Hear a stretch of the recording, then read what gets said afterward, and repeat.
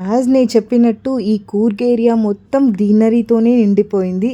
అక్కడ ఎక్కువ ఫ్రూట్ ఐటెమ్‌గా మేమేం చూసామంటే ఈ పనస చెట్లే. ఎక్కడ పడితే అక్కడ ఉన్నాయి. సో, మేమైతే కొన్ని గ్రాబ్ చేసుకున్నాం ఇంటికి తీసుకెళ్దాం అన్నట్టుగా.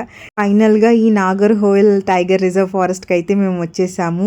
ఇక ఈ టైగర్స్‌నన్నీ చూడటంలో మమ్మల్ని ఎవరు ఆపలేర్రా అన్నట్టుగా వెళ్ళాము. లాస్ట్ వీడియోలో చూసుంటే అర్థమైంటుంది నేనెందుకు ఇలా చెప్పానో. అండ్ ఈ forest opening and closing times ఏంటంటే 6 AM టు 6 PM అనమాట. ఒక సింగిల్ రోడ్ మాత్రమే ఉంటుంది.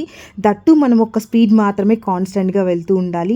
అక్కడ రాళ్ళు విసరడం, అక్కడక్కడ స్టాప్ అయిపోవడం అంతా మనం ఏం చేయకూడదు. మేమైతే ఫుల్‌గా వెతికాం. ఒక్క టైగర్ అన్నా కనిపిస్తుందా అన్నట్టుగా. బట్ మాకు ఒక్క టైగర్ కూడా కనిపించలే.